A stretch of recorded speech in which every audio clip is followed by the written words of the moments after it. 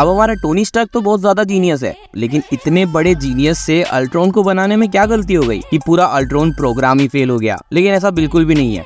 Ultron programme Tony की तरफ से कभी फेल ही नहीं हुआ था। तो फिर आखिर अल्ट्रॉन ह्यूमैनिटी के खिलाफ क्यों हो गया था, जबकि उसे हमारे अर्थ के बाहर से यानी कि एक्सटर्नल थ्रेट से अर्थ को प्रोटेक्ट करने के लिए बनाया गया था, मेनली एलियंस के लिए, जस्ट लाइक थैनोस। और टोनी की यही सबसे बड़ी गलती थी।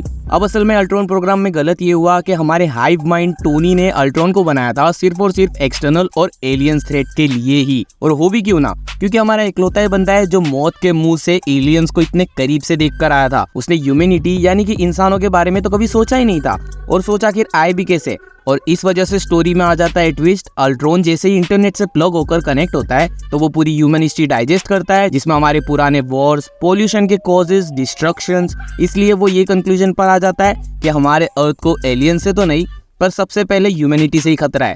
तो टोनी ने अगर अल्ट्रॉन प्रोग्राम को अर्थ और ह्यूमैनिटी दोनों को बचाने के लिए प्रॉम्प्ट दिया होता तो वो मांजरा कुछ और होता।